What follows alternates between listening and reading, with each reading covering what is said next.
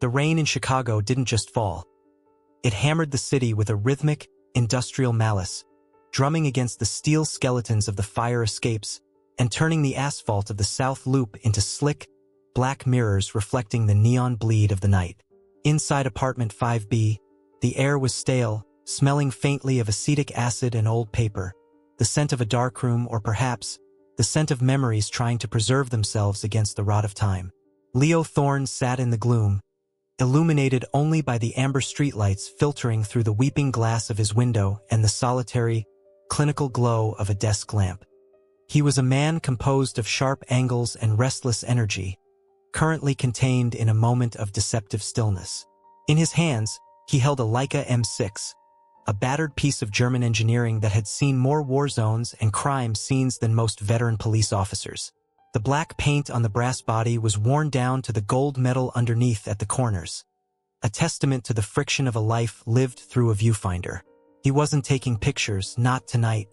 He was cleaning the lens, a 90mm telephoto, moving a microfiber cloth in slow, concentric circles. It was a meditation, a prayer to the god of optics. Leo was a relic in a world that had moved on to the immediate gratification of digital sensors and instant uploads. He shot on film. He believed in the physical weight of an image, the chemical reaction of silver halides struck by light, the terrifying permanence of the negative. With digital, you could delete a mistake. With film, a mistake was a scar. It existed forever on the strip, a testament to a split second where you were either too slow, too fast, or just wrong. He clicked the aperture ring. Click, click, click. Satisfying, tactile, mechanical. The clock on the wall read 11:42 p.m. The city outside was a living, breathing beast, groaning under the weight of the storm. But up here, 5 stories above the alleyway, Leo was a ghost haunting his own life. He set the camera down on the desk, amidst a scattering of contact sheets and empty film canisters. He stood up and stretched, his spine cracking audibly, and walked to the window. He didn't know why he looked out. Perhaps it was habit. Perhaps it was the voyeuristic streak that existed in every photographer, the need to watch the world without participating in it. The alleyway below was a canyon of brick and shadow, separating his crumbling pre-war building from the glass and steel monolith that had sprung up opposite him 2 years ago. The gentrification tower, he called it. The rents there were triple what he paid. The residents were people who wore suits that cost more than his car and drank wine that cost more than his camera. Most of the windows in the luxury tower were dark, or obscured by heavy, expensive drapes. But on the 4th floor, parallel to his line of sight, one apartment was a stage lit for a performance. Floor-to-ceiling windows, devoid of curtains, poured harsh, white light out into the rainy night. It looked like an aquarium, or a display case. Leo leaned his forehead against the cold glass of his own window, his breath fogging it slightly. He wiped it away with his sleeve. Inside that bright glass box across the way, there was movement. A man and a woman. At this distance, about 50 feet, they were just shapes, pantomimes of human interaction.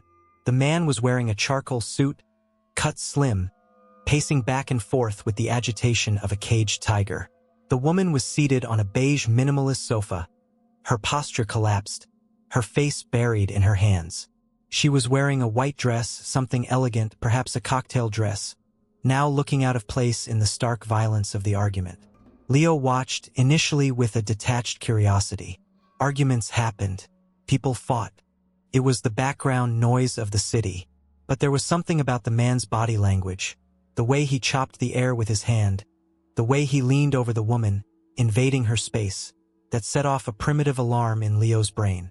He reached back to his desk, not taking his eyes off the window, and grabbed the Leica. He didn't intend to take a photo.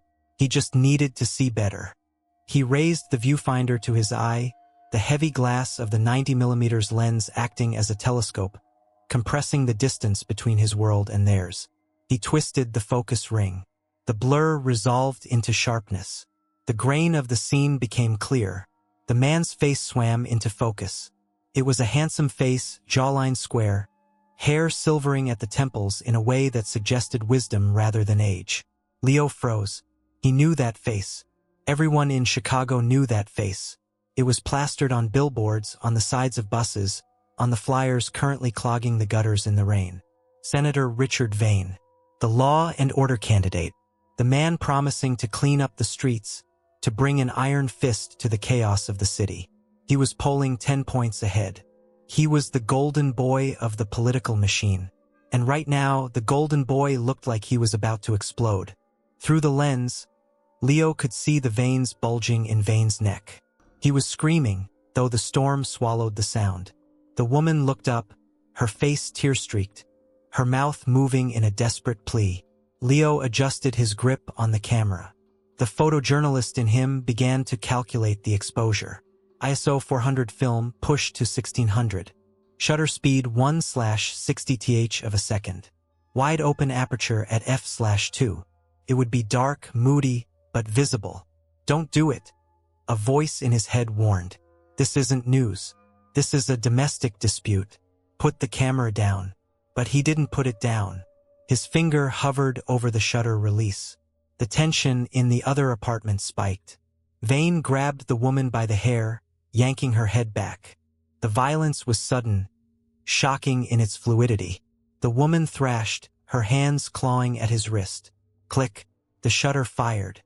The sound was a sharp mechanical clap in the silent room.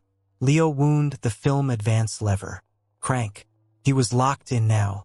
The observer had become the recorder. In the viewfinder, the scene shifted from domestic abuse to something far darker. Vane released the woman, shoving her back onto the sofa. He reached into his jacket. It was a smooth motion practiced. When his hand emerged, it held a black, metallic object. A gun. And not just a gun, a long cylindrical suppressor was attached to the barrel. Leo's breath hitched in his throat. This wasn't a crime of passion. You don't bring a silenced pistol to an argument unless you've already decided how it ends. Click. He took the second shot. Vane raising the weapon. Crank. The woman raised her hands, palms out. The universal gesture of surrender. No, please, don't. Leo could read the words on her lips even through the rain. Click. The third shot. And then the muzzle flash. It was tiny, a brief, angry spark of light contained by the suppressor. But through the high-quality optics, it was unmistakable. The woman jerked violently.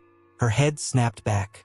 She slumped sideways, defying the physics of the perfectly arranged furniture. A dark stain began to bloom rapidly on the pristine white of her dress, spreading like ink in water. Leo stood paralyzed. He had just witnessed a murder. A United States senator had just executed a woman in cold blood, 50 feet away from him. His heart was hammering against his ribs, a frantic drum solo that threatened to crack his chest open. He should duck. He should run. He should call 911. But the photographer in him was on autopilot. He needed the aftermath. He needed the face of the killer. Vane stood over the body for a second, his chest heaving. Then, slowly, terrifyingly, he turned. He walked toward the window of his apartment, perhaps to close the blinds, perhaps to look out at the city he claimed to protect. Leo was still looking through the lens. He saw Vane's eyes. They were cold, dead shark's eyes, void of any humanity. And then those eyes locked onto something. They locked onto Leo. A jolt of electricity shot down Leo's spine. He lowered the camera slowly, the horror dawning on him with the weight of a collapsing building. He looked around his room, his desk lamp, the warm, yellow pool of light he was standing in. In the darkness of the night, with the rain slicking the window, his room was a light box. He wasn't hidden in the shadows. He was on display. He was a silhouette framed perfectly in the window, holding a camera with a massive lens pointing directly at the crime scene. Across the alley, Vane didn't flinch. He didn't panic. He simply stared. He raised the hand holding the gun, not to fire, but to gesture. He pointed the barrel at Leo. Then, with a chilling calmness, he pulled a cell phone from his pocket, dialed a number, and put it to his ear, his gaze never breaking contact with Leo. The connection was instant. Vane spoke 2 words. Leo couldn't hear them, but he felt them. Kill him.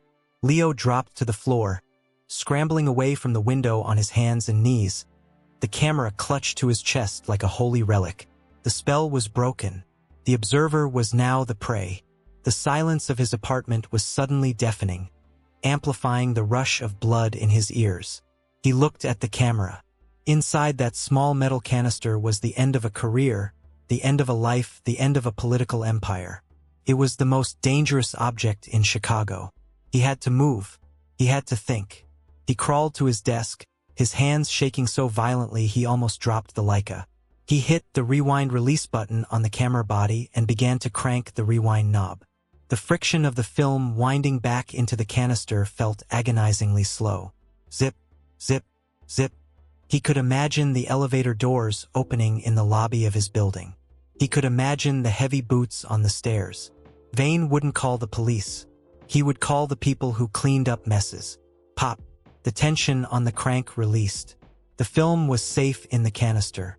Leo opened the back of the camera, his fingers fumbling with the catch. He pulled the roll of Kodak Tri-X out. It looked so innocuous. Just a small cylinder of black and yellow metal. He grabbed a marker from the desk and scribbled a jagged X on the lid, then shoved it into his pocket. But that wasn't enough. They would look for film. They would tear him apart to find it. Leo grabbed a fresh, unexposed roll of film from his drawer. He jammed it into the camera, pulled the leader across, and fired 3 blank shots to advance it, making it look like it was mid-roll. He left the camera on the desk. A decoy. No, that's too obvious, he thought. If I leave it, they'll know I ran. If I take it, they'll think I have the evidence in the camera. He grabbed the camera strap and threw it around his neck. He needed to get the real film out of his pocket. He looked around the room frantically. The bookshelf? Too cliché. Under the floorboards? No time. He grabbed his waterproof messenger bag from the hook by the door. He threw in his wallet, his keys, a hard drive. He grabbed a small, opaque black plastic film case. Light, tight, waterproof. He slipped the exposed roll with the evidence inside the plastic case, snapped the lid shut, and then shoved that case into a side pocket of the bag, burying it beneath a tangle of charging cables and lens cloths. Thump. A sound from the hallway. Not the elevator. The stairwell door. Heavy, muffled, deliberate. They were fast. Terrifyingly fast. Vane must have had security detail in the building or close by. Leo looked at the front door. The deadbolt was engaged, but it was a wooden frame in a 100-year-old building. It wouldn't hold against a determined shoulder, let alone a battering ram. He looked at the window leading to the fire escape. The rain was lashing against it, blurring the world outside into a smear of gray and black. He backed away from the door, his breathing shallow and jagged. He wasn't a hero. He wasn't an action star. He was a guy who took pictures of jazz musicians and crime scenes after the yellow tape was already up. He wasn't built for this. But the weight of the bag on his shoulder anchored him. He possessed the truth. In a world of lies and spin, he held the only thing that mattered. The doorknob turned, slowly, testing the lock. Then silence. Leo knew what that silence meant. They were positioning. They were preparing the breach. He turned and bolted for the window. He threw the sash up, the wind and rain blasting into the room instantly, soaking his face, stinging his eyes. The roar of the city flooded in, sirens, thunder, the hiss of tires. He swung one leg out onto the rusted iron grate of the fire escape. Crack! The front door exploded inward, with splinters flying like shrapnel across the room. 2 men burst in. They were dressed in black tactical gear, faces obscured by balaclavas, weapons raised. No badges. No police. Shouts. Just the lethal efficiency of executioners. Window, one of them shouted. Leo didn't look back. He threw himself out onto the wet metal platform, his boots slipping on the slick surface. A thwip crack sound whizzed past his ear, a silenced round shattering the brickwork inches from his head. Stone dust sprayed into his cheek. He grabbed the cold, wet railing and practically threw himself down the first flight of stairs, the metal vibrating under his impact. He could hear them at the window above him. Target is mobile. Alleyway. Cut him off at the south exit. Leo hit the ground level, his ankle screaming in protest as he landed in a puddle of oily water. He didn't stop. He sprinted into the darkness of the alley, the rain washing the sweat from his face, the bag bouncing against his hip. He was running for his life, but in his mind he was already framing the next shot. The chase had begun. The alleyway was a throat of darkness, swallowing the light from the street lamps above and choking on the relentless deluge of rain. Leo Thorne hit the pavement with a jarring impact that sent a shockwave up his shins and rattled his teeth. He didn't stop to check for bruises. Adrenaline, that ancient and indiscriminate chemical, had already flooded his system, overriding pain with the singular, screaming imperative to survive. He scrambled to his feet, his boots sliding in the oily slurry of mud and trash that coated the alley floor. The waterproof messenger bag slapped heavily against his hip, a pendulum counting down the seconds of his life. Inside it lay the plastic canister, the roll of film that was no longer just celluloid and silver halide, but a death warrant signed by the most powerful man in the city. Above him, the fire escape groaned. Leo cast a single, desperate glance upward. Through the veil of rain, he saw a silhouette framed in the shattered window of his apartment. A black shape against the warm, treacherous light of the room he would likely never see again. A beam of white light, focused and piercing, cut through the downpour, sweeping the alley floor like the eye of a searching god. It missed Leo by inches, illuminating a rusted dumpster and a startled rat scurrying for cover. South End. He's moving south. The shout was distorted by the storm, but the intent was clear. It wasn't the frantic yell of a beat cop. It was the clipped, professional communication of a hunter. Leo spun around and sprinted. He knew this alley. He had photographed it a dozen times, capturing the way the morning light hit the fire escapes or the texture of the decaying brickwork. But now, the familiar geography had turned hostile. Shadows that once offered artistic contrast now harbored potential ambushes. Puddles that reflected the skyline were now treacherous traps waiting to twist an ankle.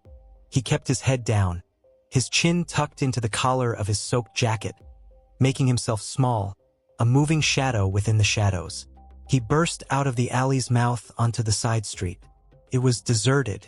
The storm had driven the usual pedestrian traffic indoors, leaving the city to the elements and the predators.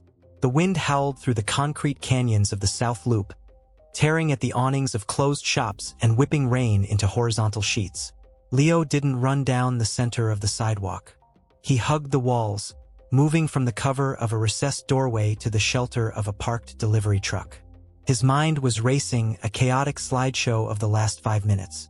The woman's face, the gun, the muzzle flash, Vane, the senator's eyes staring through the lens. It felt impossible, a nightmare sequence that refused to end. Why hadn't Vane closed the blinds? Arrogance. Sheer, unadulterated arrogance. The belief that he was untouchable, that the world outside his high-rise aquarium didn't exist or didn't matter.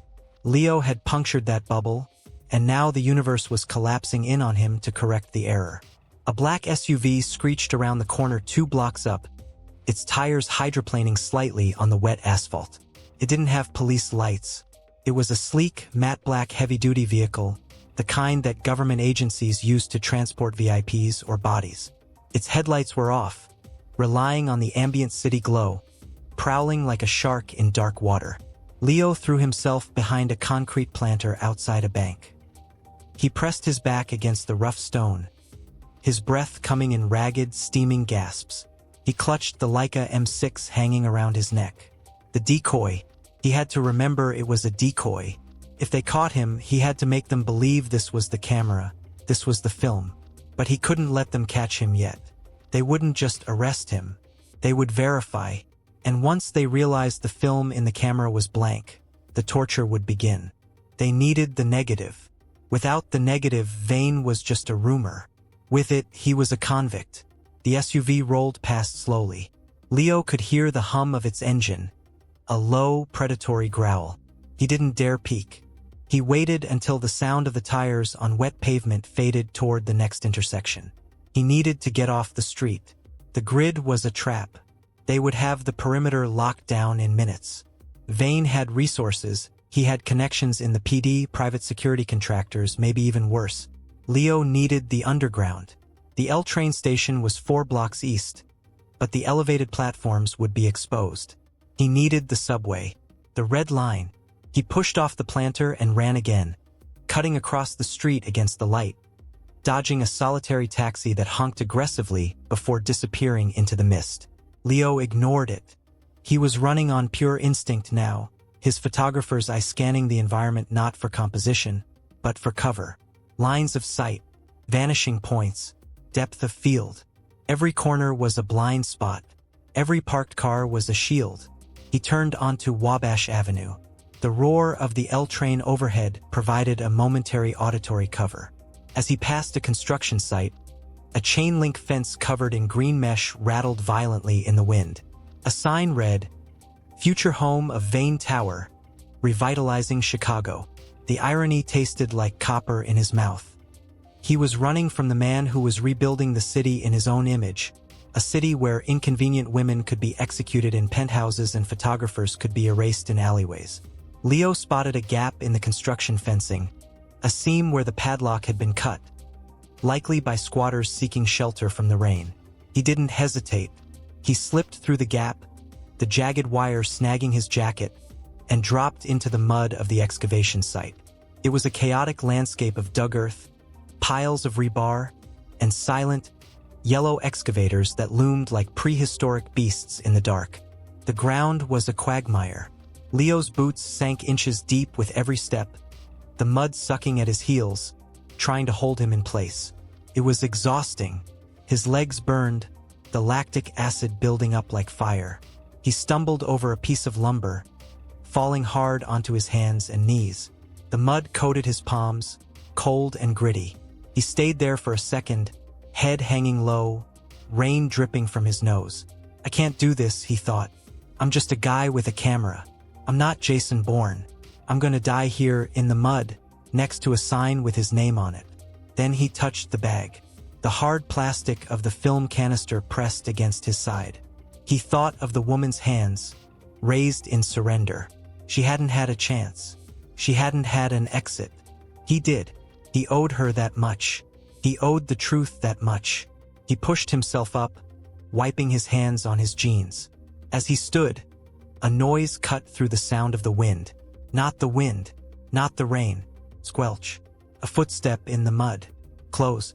Leo froze, merging with the silhouette of a stack of cinder blocks. He held his breath until his lungs burned. 10 yards away, a beam of tactical light swept across the mud. It moved with precision, checking the corners, checking the shadows. Behind the light was a figure in a rain poncho, moving with a terrifying fluidity despite the difficult terrain. He held a weapon tight to his chest. Not a pistol, but something larger, a submachine gun. "Sector 4 is clear of civilians." A voice crackled over a radio, low but audible. "Tracks spotted near the east gate. Fresh. He's inside." Leo's heart slammed against his ribs. They had trackers. They were hunting him like big game. The beam of light swung closer, illuminating the pile of lumber Leo had just tripped over. The guard paused, crouching down to inspect the disturbed mud. Leo saw his chance. To his right, 20 feet away, lay a large concrete drainage pipe, part of the new foundation work. It was dark, yawning, and likely led toward the deeper sections of the site or the old sewage tunnels. He picked up a loose bolt from the ground, the metal cold and heavy in his hand. He waited for a crash of thunder. Boom! The sky lit up with lightning. In that split second of auditory chaos, Leo threw the bolt as hard as he could toward the far side of the excavation pit, toward a stack of sheet metal. Clang. The sound was sharp, metallic, distinct. The guard's head snapped toward the noise. The flashlight beam swung away from Leo, chasing the sound. "Contact! West perimeter!" The guard shouted into his comms, breaking into a run toward the sheet metal. Leo moved. He didn't run. Running made noise.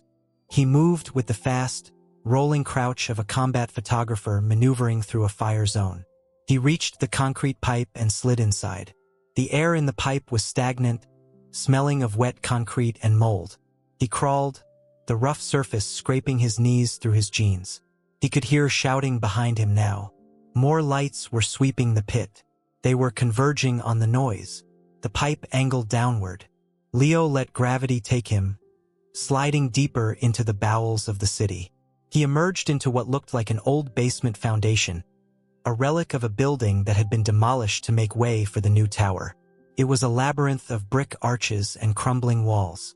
He needed to get back to street level, but further away. He navigated the ruins, finding a rusted metal staircase that spiraled upward. He climbed, the metal groaning softly. He emerged through a heavy steel door into an alleyway 3 blocks east of the construction site. He was closer to the red line now. The neon subway sign flickered weakly in the distance, a beacon of hope. But as he stepped out of the doorway, he realized his mistake. He hadn't lost them. He had just flanked them, and they had flanked him back. Standing at the end of the alley, blocking the exit to the main street, was a man. He wasn't wearing tactical gear. He was wearing a long, beige trench coat soaked dark with rain, and he held a black umbrella with casual indifference. He looked like a businessman waiting for a cab, except for the way he stood, still anchored, watching. It was the man Leo had seen earlier near his building. The cleaner. The man tilted his umbrella back slightly, revealing a face that was unmemorable in its features but terrifying in its expressionlessness. A scar cut through his left eyebrow, a white line on wet skin. "Leo," the man said. His voice wasn't loud, yet it carried down the alley as if amplified. "You're tired, you're wet, and you're holding on to something that doesn't belong to you." Leo stepped back, his hand instinctively going to the camera around his neck. "I don't know what you're talking about." The man smiled, a humorless twitch of the lips. "Don't play the game. The camera. Give it to me and you walk away. Promise. You disappear, go to Iowa, shoot weddings. Vane doesn't care about you. He cares about the film." It was a lie. A seductive, beautiful lie. Leo knew that the moment he handed over the film, he would be a loose end. And loose ends were cut. "I dropped it," Leo lied, his voice trembling. "In the sewer, back at the construction site." The man sighed, as if disappointed by a child's poor homework. "That's unfortunate. Now I have to peel you open to find out if you're lying." The man reached into his coat. He didn't pull out a phone. He pulled out a pistol, long-barreled and suppressed. Leo didn't wait for the aim. He turned and bolted back the way he came, but instead of going back into the door, he leaped for a chain-link fence separating the alley from a loading dock. The sound was like a book slamming shut. A chunk of brick exploded next to Leo's hand as he scrambled up the fence. The second shot didn't miss the brick. It hit meat. A searing, hot iron punched through Leo's right shoulder. The impact spun him around, slamming him against the wire mesh. He screamed, a raw, guttural sound that was instantly swallowed by the thunder. His grip on the fence faltered. Pain, white-hot and blinding, radiated down his arm and up into his neck. He fell from the fence, hitting the wet pavement of the loading dock on his back. The wind was knocked out of him. He gasped, staring up at the rain that fell into his eyes, mixing with the tears of shock. "Get up," he hissed to himself. "Get." He rolled over, clutching his shoulder. Blood was already soaking through his jacket, hot and sticky against the cold rain. His right arm was useless, dangling like a dead weight. He used his left arm to drag himself up. The cleaner was walking toward the fence, calm, unhurried. He raised the gun again, aiming through the wire mesh. Leo scrambled behind a stack of wooden pallets. He saw a service door to the building adjacent to the loading dock. It was slightly ajar, a brick propping it open for a smoke break that had ended hours ago. Leo threw himself at the door, kicking the brick away and slamming it shut behind him just as a bullet punched a hole through the wood where his head had been. He fumbled with the deadbolt, his bloody fingers slipping, until it clicked home with a heavy thud. He was inside, kitchen, the smell of stale grease and onions. He was in the back of a restaurant. He stumbled through the dark kitchen, knocking over a rack of pans that clattered deafeningly. He didn't care. He needed to keep moving. He pushed through the swinging doors into the dining area. Empty. Chairs upside down on tables. He saw the front glass door. The street. The subway entrance was right across the street. Leo smashed the glass of the front door with his good arm, using a heavy napkin dispenser. The alarm began to wail, a high-pitched shriek that pierced the night. Good. Noise meant witnesses. Noise meant police. He tumbled out onto the sidewalk, glass crunching under his boots. He was losing blood fast. The world was tilting on its axis. The streetlights were smearing into long streaks of light. He looked across the street. The red sign, Chicago Transit Authority, subway. The stairs leading down into the earth. He stumbled across the road, cars swerving around him, horns blaring. He didn't hear them. He only heard the blood rushing in his ears and the phantom voice of the cleaner behind him. He reached the top of the subway stairs. He grabbed the railing with his left hand. He looked back. The cleaner was coming out of the restaurant's broken door. He saw Leo. He didn't run. He just started walking across the street, ignoring the traffic, weapon tucked discreetly by his side but ready. Leo looked down into the station. It was open, but quiet. The late-night shift. He took the first step down. Then the second. His legs were shaking. He was dizzy. The film, he thought. I have to save the film. He wasn't running to escape anymore. He was running to deliver a message. He descended into the underground, the smell of ozone and damp concrete rising to meet him, leaving the storm above but bringing the violence down with him into the dark. The fluorescent lights of the Harrison Red Line station hummed with a sick, insectoid buzzing that seemed to vibrate inside Leo Thorne's skull. To a healthy man, the sound was background noise. To a man bleeding out from a gunshot wound to the shoulder, it was a drill boring directly into the pain center of his brain. Leo stumbled down the concrete steps, his left hand gripping the filth-encrusted brass railing so hard his knuckles turned the color of old bone. Every step was a negotiation with gravity. His right arm hung uselessly at his side, a heavy, wet pendulum of meat and fire. The blood was running down his fingers, dripping onto the steps in a rhythmic splat, splat, splat that tracked his descent into the underworld. The station was deserted. It was the dead hour, that hollow space of time between the last of the drunks stumbling home and the first of the early shift janitors. The air down here was different. Stagnant, recycled, smelling of ozone, urine, and the metallic dust of grinding train brakes. It was cold, but Leo felt feverishly hot, sweat stinging his eyes, blurring the next train. 18 minutes sign that mocked him from the LED display above the turnstiles. 18 minutes. He didn't have 18 seconds. He reached the bottom of the stairs and collapsed against the turnstile. He looked back up the stairwell. The rectangle of the night sky at the top was a swirling vortex of rain and darkness. And then, a silhouette blocked it out. The cleaner. He didn't rush. He didn't take the stairs two at a time. He descended with the terrifying patience of a man who knows the geometry of the trap he has set. He adjusted his cuffs. He stepped over the droplets of Leo's blood, noting them like trail markers. Leo forced himself to move. He couldn't jump the turnstile. His body wouldn't obey the command. Instead, he dropped to his knees, biting his lip until he tasted copper to stifle a scream, and crawled under the metal bar. He dragged his messenger bag, his lifeline, his burden, across the tiled floor. The friction of the bag against the tiles sounded like a thunderclap in the silent station. He hauled himself up on the other side, swaying like a drunkard. The platform stretched out before him, a long gray ribbon of concrete bathed in flickering, sickly yellow light. It was a tunnel to nowhere. No people. No security guard in the booth. Just an empty plastic chair and a half-eaten donut on the counter. Budget cuts. The irony would have been funny if he weren't dying. Leo limped toward the edge of the platform. He looked down at the tracks. The third rail hummed with lethal voltage. The wooden ties were black with grease. Between the tracks, there was a shallow trough where black water trickled, feeding into the station's drainage system. His mind, clouded by shock, suddenly snapped into a moment of crystalline clarity. It was the photographer's focus again. The ability to see the detail that mattered amidst the chaos. He couldn't outrun the cleaner. He couldn't fight him.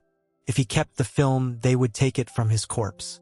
If he destroyed it, the woman in the white dress died for nothing, and Vane won. He had to separate himself from the evidence. He looked around wildly. A trash can? Too obvious. The vending machine? Locked. His eyes returned to the tracks. Specifically, to a heavy iron grate set into the concrete wall of the track bed, just below the platform lip. It was a storm overflow drain, designed to funnel water away from the electrical systems during floods. Water flowed in, deep into the city's filtration bowels. The footsteps on the stairs stopped. The cleaner was at the turnstiles. Leo moved with a burst of desperate energy. He dropped to his knees at the very edge of the platform. The pain in his shoulder was blinding, a white noise that drowned out the hum of the lights. He fumbled with the zipper of his messenger bag, his left hand slick with blood and rain. He pulled out the black plastic film case, the watertight canister holding the Tri-X 400 negative that proved a senator was a murderer. He needed weight. The canister was too light. It might float, might get stuck. He reached into his pocket and pulled out his heavy brass keyring, his press credentials in their hard plastic holder, and a handful of loose change. He shoved it all into the Ziploc bag he had prepared earlier, alongside the film canister. He squeezed the air out, pressing the bag against his chest, and sealed it. Leo. The voice drifted down the platform, echoing off the curved tiled walls. It was calm, reasonable, terrifyingly intimate. Don't make this messy. You're bleeding out. I can help you with the pain. Leo didn't look up. He knew the cleaner was walking toward him, gun drawn, closing the distance. Leo slid on his belly, leaning dangerously over the yellow safety strip. He reached down into the gap between the platform and the train. His fingers brushed the cold, wet iron of the grate. The bars were wide enough for the bag, but narrow enough to keep out larger debris. He shoved the bag through the grate. He watched it fall. It splashed into the dark, rushing water below the tracks, the weight of the keys dragging it down instantly. It tumbled in the current, caught for a second on a rusted bolt, then swirled free and vanished into the black throat of the tunnel's drainage system. Gone. Into the sewers. Into the filtration plant. A needle in a city-sized haystack, but a needle that existed. What did you drop, Leo? The voice was right behind him now, maybe 10 feet away. Leo slumped back onto the platform, rolling onto his back. He lay there, gasping, staring up at the stained acoustic tiles of the ceiling. He felt lighter. The burden was gone. Now he was just a man waiting to die. He reached for the camera around his neck, the smashed Leica with the dummy roll of film. He clutched it with his good hand. The cleaner stepped into his field of vision. From this angle, he looked like a giant, a monolith of beige trench coat and shadow. The muzzle of the suppressor looked like a black eye staring down at Leo. "The film," the cleaner said. He didn't shout. He held out his left hand, the palm open, the gun in his right hand steady on Leo's chest.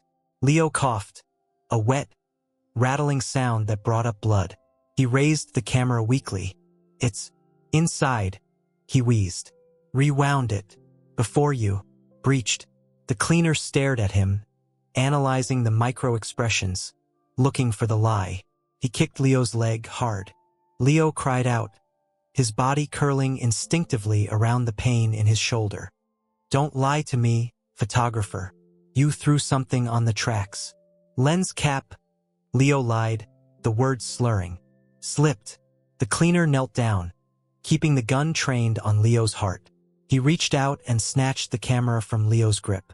He popped the back open with a practiced flick of his thumb. He pulled out the roll of film Leo had loaded, the blank one, the decoy. He held it up to the light. It was rewound. It looked real.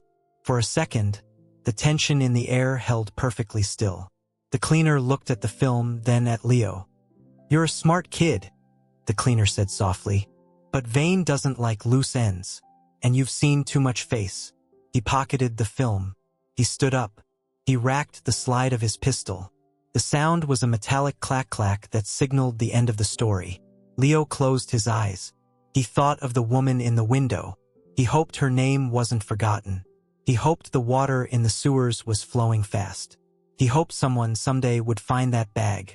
Pull the alarm. The thought wasn't his. It was a primitive survival instinct screaming from the lizard part of his brain. When he had entered the station, he had stumbled past the red box on the wall near the emergency intercom. He was 10 feet away from it now. Goodbye, Leo. The cleaner's finger tightened on the trigger. Screech. A train. Not a train arriving. A train passing through on the express track on the opposite side. The sudden, deafening roar of steel on steel filled the station. A wall of sound so intense it felt physical. The wind formed the passing train whipped Leo's hair and billowed the cleaner's coat. The cleaner flinched. Just a fraction of a second. He looked toward the noise. Leo moved. He didn't stand. He rolled. He threw his body sideways, screaming through the agony in his shoulder, and slammed his good hand against the blue emergency help button on the pylon. And then, with a desperate lunge, grabbed the handle of the fire alarm box next to it and yanked it down. Clang, clang, clang, clang. The station erupted. Strobes began to flash white and harsh. A robotic voice boomed over the PA system. Emergency reported.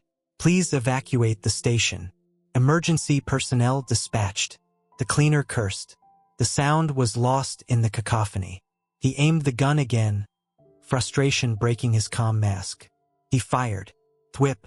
The bullet struck the concrete floor inches from Leo's face, sending stone chips flying into his eyes. The passing train was gone, but the alarm was deafening.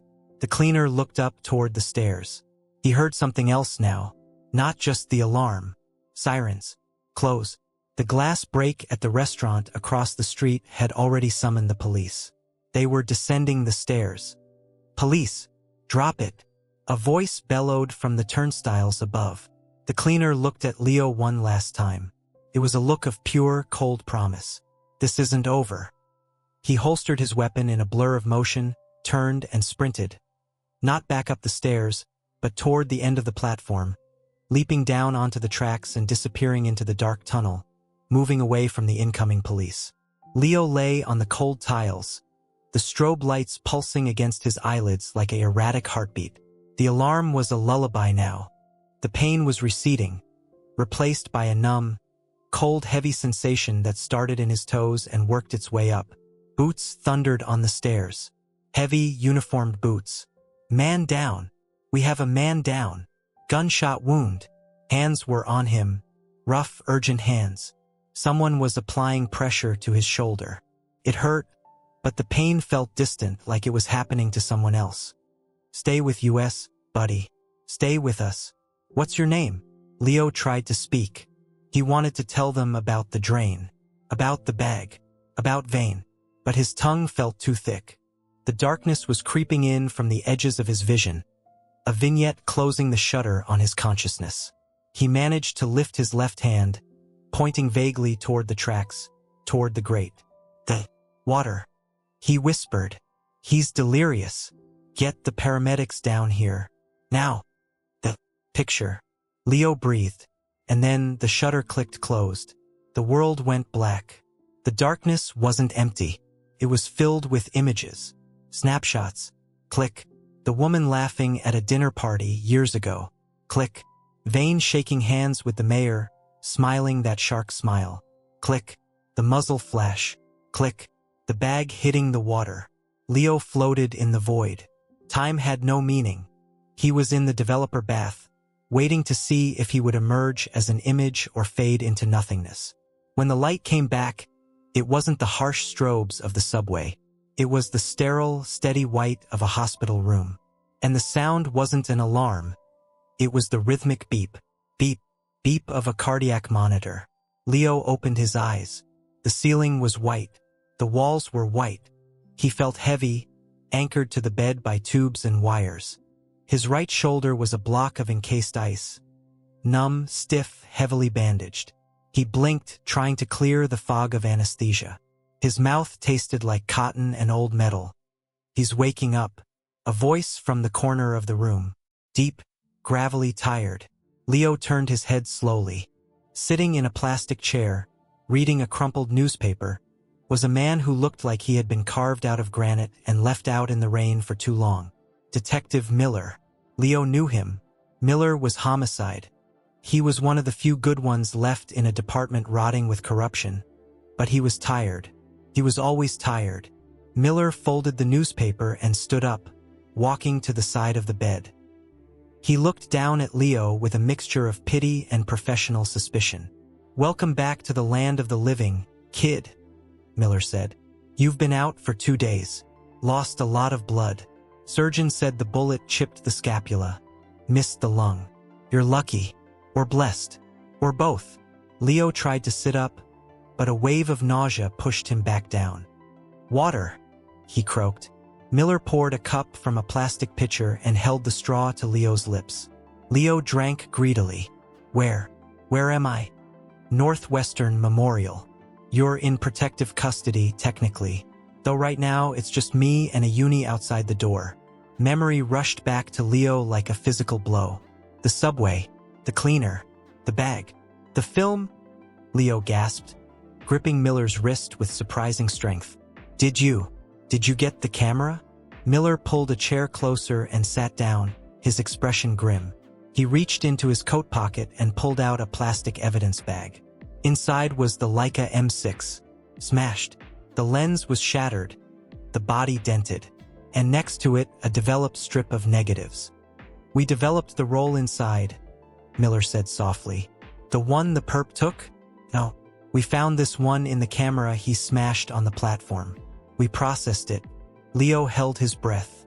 "It's blank, Leo," Miller said, tossing the bag onto the side table. "Just a few frames of your feet and the ceiling. And the roll the guy took? If he's who I think he is, that's ashes by now." Leo let out a breath that was half laugh, half sob. "Good." Miller narrowed his eyes. "Good? Kid, you almost died. A woman is dead in a luxury apartment across from yours." "Yeah, we found the body. Ruled a botched robbery by the responding officers.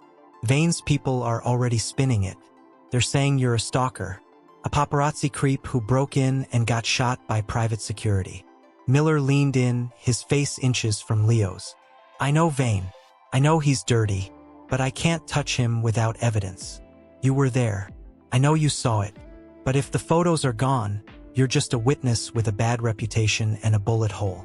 And Vane eats witnesses for breakfast." Leo stared at the ceiling for a long moment. He felt the phantom weight of the plastic bag in his hand. The key to the city. "I didn't lose the photos, detective," Leo whispered. Miller's eyes flickered. "You told the uniform something about water." "I dropped it," Leo said, his voice gaining strength. "Subway station. Harrison stop. Southbound track. There's a storm overflow grate about 10 yards from the turnstile stairs. Below the platform lip." Miller stared at him, skeptical. "You threw the evidence in a sewer?" "I put it in a waterproof lens bag. Weighted it down with my keys. It went into the filtration intake. It's caught on the debris mesh. It has to be." Miller stood up, pacing the small room. He rubbed his face with his hand. "The sanitation department flushes those systems every week. If it's been 2 days, then you need to hurry," Leo said. "Vane thinks he won. He thinks he has the negative. He's going to be careless. But once he realizes the role he took was a decoy, he's going to come back to finish the job." Miller looked at Leo. He saw the desperation, but he also saw the certainty. He grabbed his radio from his belt. "This is Miller. Get me sanitation. Emergency request. I need a crew at the Harrison Red Line filtration access. Now. And send a backup unit to my 20. I want this floor locked down tight." He looked back at Leo. "If you're lying, kid, I'm going to let Vane have you." "Go," Leo said. "It's in a blue Ziploc bag." Miller stormed out of the room. Leo was alone again, but the silence wasn't peaceful. He knew the clock was ticking. Vane was a smart man. He would have checked the developed film by now. He would know it was blank. He would know Leo was still a threat. Leo looked at the window of his hospital room. It was dark outside. He wondered if anyone was watching from the building across the street. He wondered if the cleaner was out there, waiting for a clear shot. 2 hours later, the door to the hospital room opened. Miller walked in. He wasn't alone. He was followed by a young forensic technician wearing blue latex gloves, holding a dripping wet, grime-covered plastic bag. Miller looked like he had seen a ghost. He looked at Leo, and for the first time, there was respect in his eyes. "We found it," Miller said, his voice hushed. "Caught on the secondary filter screen, just like you said." The technician set the bag on the rolling table. Carefully, he opened it. The smell of sewage filled the sterile room. He pulled out the black plastic film canister. It was intact. "Is it dry?" Leo asked, his heart pounding. The tech popped the lid. He pulled out the roll of Kodak Tri-X. Bone dry. The seal held. Miller looked at the canister as if it were a bomb. "We need to develop this now, before Vane's lawyers find out we have it. Before a judge shuts us down." "Do it here," Leo said. "Don't take it to the precinct. Vane has eyes there. You know he does." Miller nodded. "We have a portable darkroom kit in the van. We'll do it in the bathroom right here." The next 30 minutes were the longest of Leo's life. He lay in the bed, listening to the sounds of water running and chemicals being mixed in the small hospital bathroom. Miller stood guard at the door, hand on his weapon. Finally, the bathroom door opened. The technician walked out holding a strip of negatives with tongs. He held it up to the light of the viewing board on the wall. Miller walked over. He squinted at the small, inverted images. Leo held his breath. "Well?" Leo asked. Miller turned around. His face was pale, but a grim smile was breaking through the granite. "It's all there," Miller said softly. "The argument, the strike, the gun, the shot, and the last frame. Vane looking right at the camera. We got him, kid. We got him cold." Leo let his head fall back against the pillow. Tears pricked his eyes, not of sadness, but of an overwhelming release. The weight was gone, but Miller's face suddenly hardened. He looked at the window. He moved quickly, hitting the switch to kill the lights in the room, plunging them into darkness. "What is it?" Leo asked, alarmed. "My phone," Miller hissed. "I just got a text from a contact at the DA's office. Vane knows. He knows we found something. He just issued a press release claiming you're a cyber terrorist who doctored photos to blackmail him." Miller moved to the window, peering through the blinds. "And he's not waiting for the courts, Leo. There's a black SUV that just pulled up to the emergency entrance. For men getting out. No uniforms. The cleaner was back. And this time he wasn't alone." Miller racked the slide of his service weapon. "Can you walk?" Leo gritted his teeth, swinging his legs over the side of the bed. The pain was a scream, but adrenaline silenced it. "I can run if I have to." "Good," Miller said, "because we're not waiting for backup. We have to get this negative to the federal prosecutor's office. It's the only place Vane can't reach." Miller grabbed the strip of negatives, carefully placing them back in a protective sleeve and into his interior pocket. He helped Leo stand. Leo was dizzy, swaying in his hospital gown. "Here," Miller said, tossing him a doctor's lab coat from a hook on the wall. "Put this on. We're leaving." "Through the front door?" "Hell no," Miller said. "We're going to the roof. Medevac chopper is inbound for a transfer. We're hijacking a ride." Leo managed a weak smile. Just another day in Chicago. They moved to the door. Miller listened for a second, then kicked it open. The hallway was empty, but the elevator numbers were counting up. They were on the 5th floor. "Stairs," Miller commanded. They burst into the stairwell just as the elevator dinged on their floor. Through the heavy door, Leo heard the muffled sound of suppressed gunfire taking out the guard Miller had left. They scrambled up the stairs, Leo leaning heavily on Miller. 1 flight, 2 flights. They burst out onto the roof. The wind was fierce, whipping the rain across the helipad. In the distance, the lights of a helicopter were approaching, but it was still minutes away. The stairwell door behind them banged open. "Miller!" a voice shouted. It was the cleaner. "Give us the boy and the film and you get to retire with a pension. Keep running and you die a hero." Miller pushed Leo behind an HVAC unit.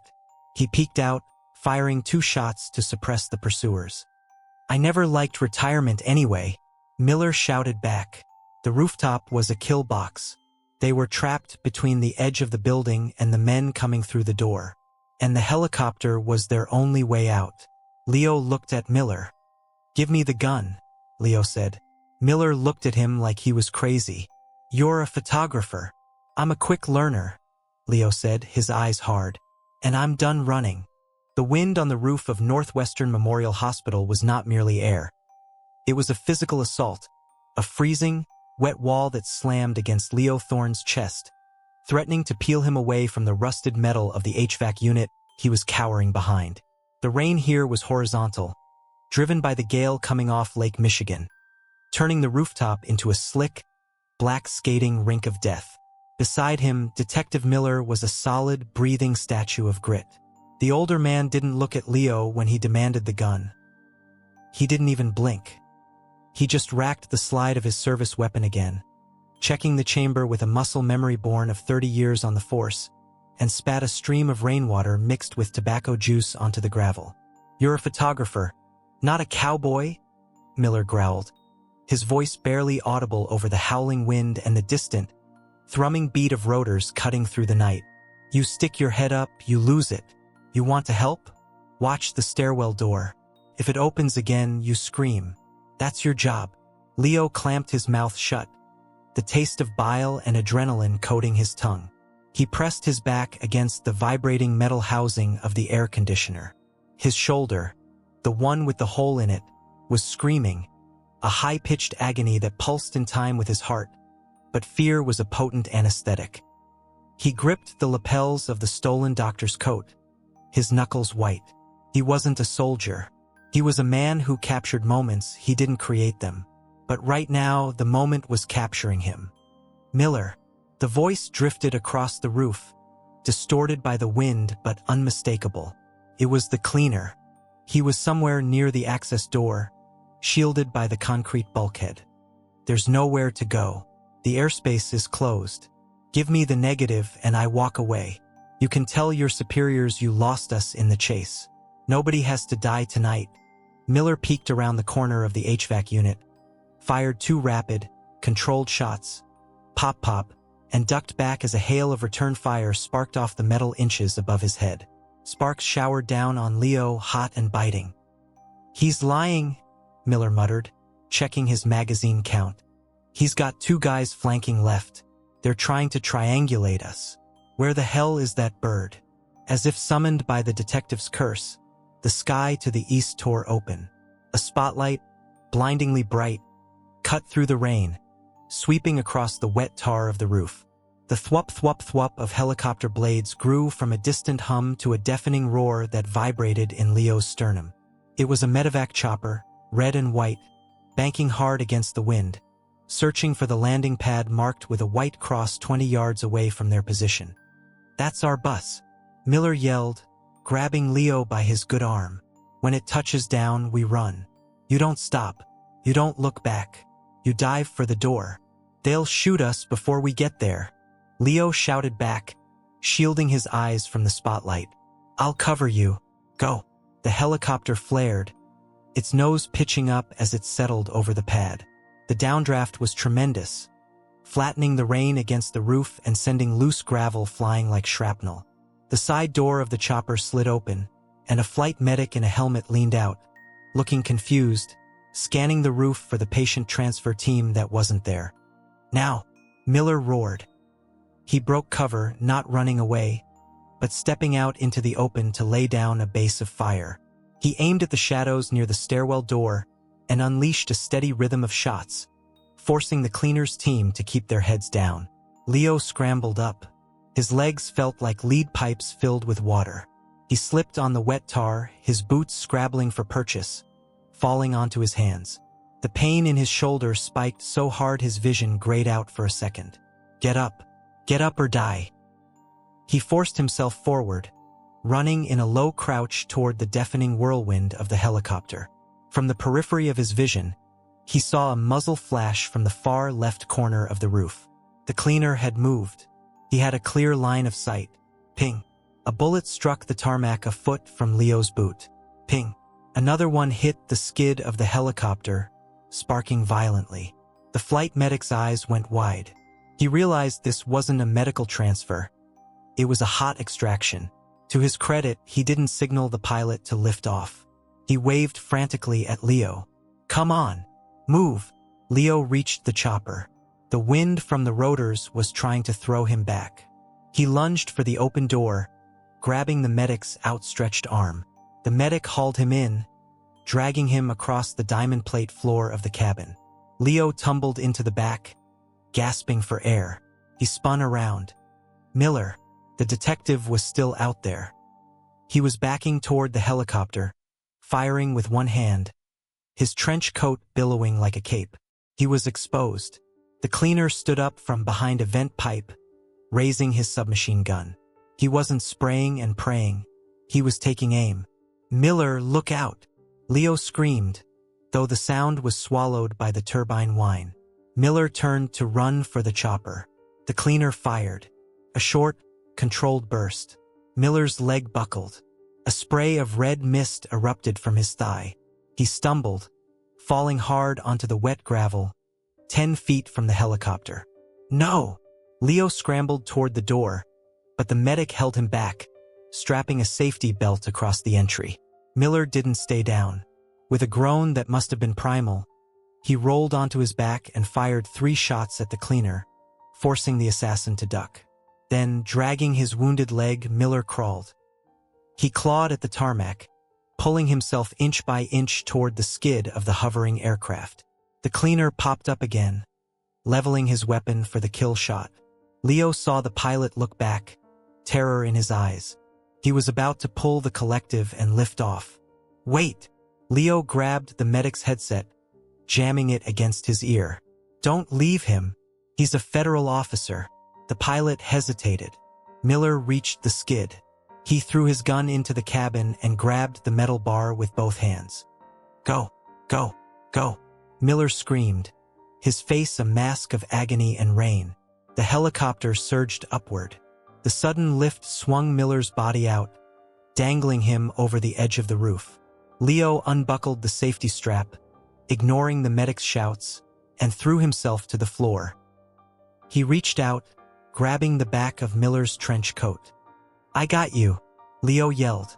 The cleaner ran to the edge of the pad, firing upward. Bullets punched through the thin aluminum floor of the fuselage. Dwek, dwek, dwek. An alarm started blaring in the cockpit. The chopper banked hard right, diving off the edge of the building and into the abyss of the city streets below. The sudden G-force pinned Leo to the floor, but he didn't let go of Miller. With the help of the medic, they hauled the detective inside. Miller collapsed onto the floor, blood pooling rapidly under his leg. He looked up at Leo, his face pale, rain and sweat dripping from his nose. He let out a breathless, wheezing laugh. "I told you not to play cowboy," Miller gasped. Leo slumped back against the cabin wall, his own shoulder throbbing in sympathy. He looked out the window. The hospital was receding into the distance, a glowing island in the storm. The black SUV and the tiny figures on the roof were gone. They were in the sky. They were alive. "Where are we going?" Leo shouted over the noise to the medic, who was already cutting open Miller's pant leg to apply a tourniquet. The medic looked at the pilot, then back at Leo. "Pilot says we took rounds in the tail boom. We can't make it to the airport. We're diverting to Meigs Field, or what's left of it. Northerly Island is the closest clear LZ." Leo looked at Miller. The detective grimaced as the tourniquet tightened. He reached into his coat pocket with a shaking hand and pulled out the plastic sleeve containing the negatives. He held it out to Leo. "Don't lose it," Miller whispered. Leo took the film, felt warm from Miller's body heat. He tucked it into the inner pocket of his shirt, right against his heart. "I won't." The flight across the city was a blur of lights and tension. Chicago sprawled beneath them, a grid of amber and white, oblivious to the drama unfolding 2,000 feet above. The Merchandise Mart, the Willis Tower, the dark expanse of the lake. It all looked so peaceful from up here. But Leo knew the rot was down there, hiding in the penthouses and the boardrooms.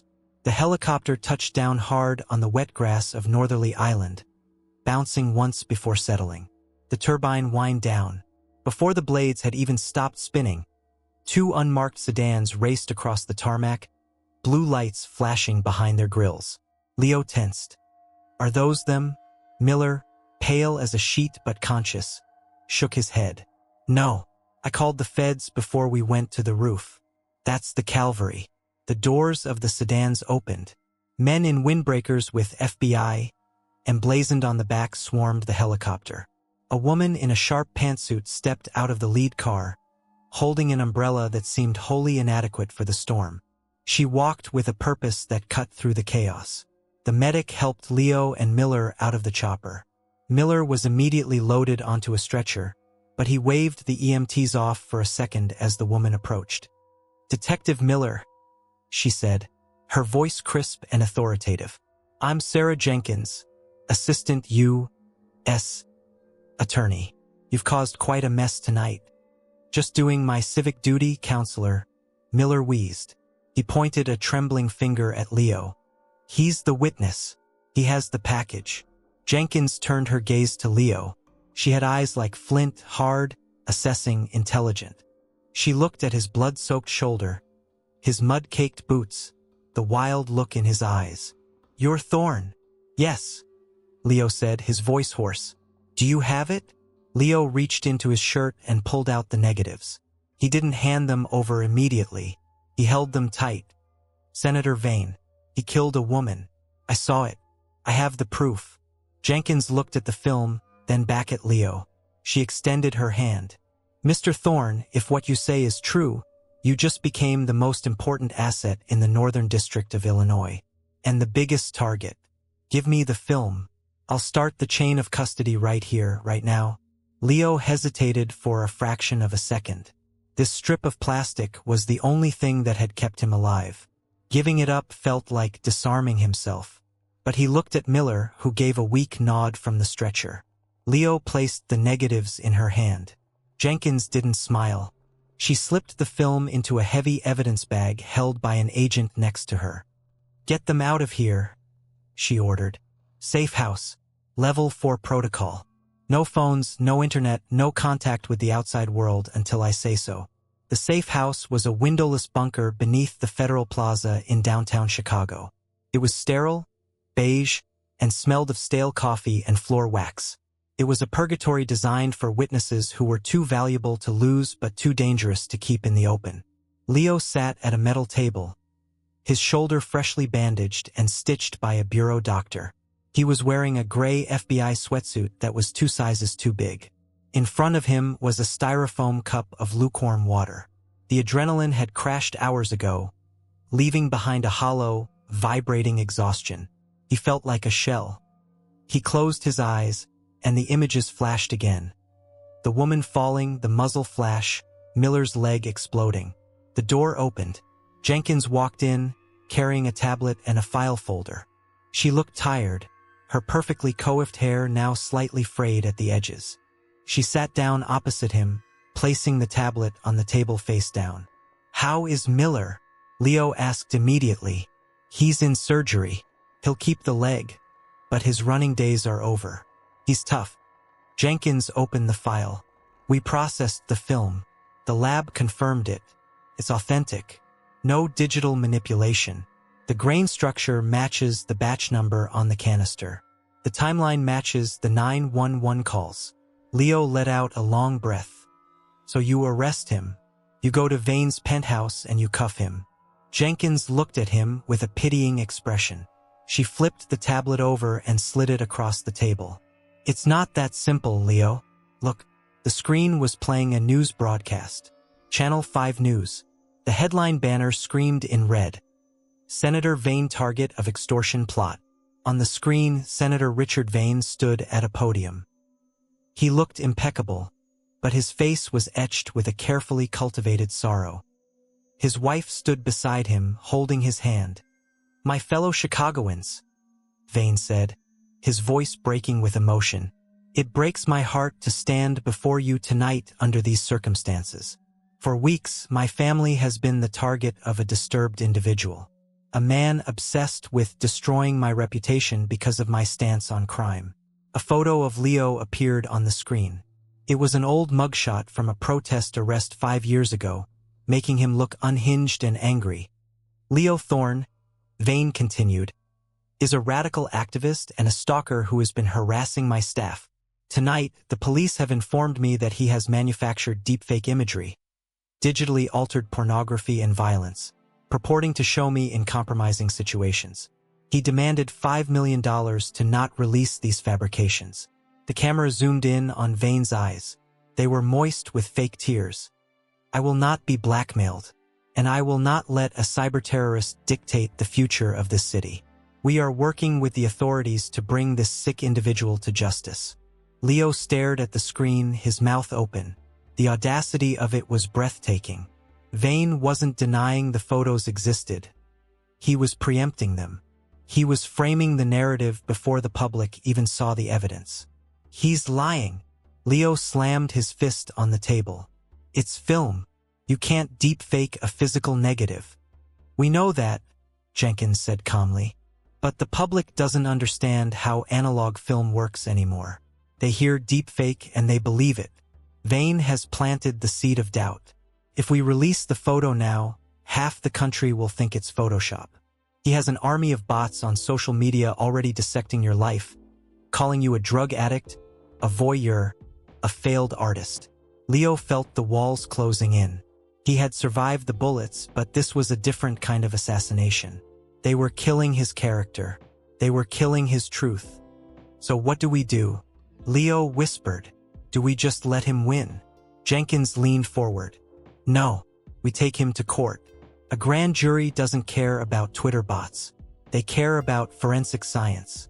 But Vane is going to throw everything he has at this. He has the best defense attorney's money can buy. They will attack you. They will tear apart your past. They will make you look like a monster on the stand. She paused, her eyes locking onto his. The photo is the gun, Leo. But you are the finger on the trigger. The photo can't speak. You have to testify. And once you do, there is no going back. You will never be anonymous again. You will be the man who took down a king, or the man who missed and got crushed. Leo looked down at his hands, the hands that had held the camera, the hands that had scrubbed the lens, the hands that had dropped the bag into the sewer. He thought about the woman's mother. He thought about Miller's leg. He looked back at the screen, at Vane's confident, lying face. He called me a voyeur, Leo said quietly. He's trying to provoke you, Jenkins said. No, Leo said, a strange calm settling over him. He's right. I was a voyeur. I watched the world from a distance. I hid behind the lens. Leo pushed the tablet away. He sat up straight, wincing slightly as his shoulder pulled. I'm done hiding, Ms. Jenkins. Put me on the stand. I don't care what they say about me. I don't care if they burn my life down. That picture is the truth. And I'm gonna make him look at it. I'm gonna make him look at what he did, right in front of the world. Jenkins nodded slowly. A flicker of a smile crossed her face. Okay then, get some sleep, Mr. Thorne. Tomorrow we start preparing for the grand jury. It's going to be a war. Leo didn't sleep. He lay on the narrow cot in the safe house, staring at the acoustic tiles of the ceiling.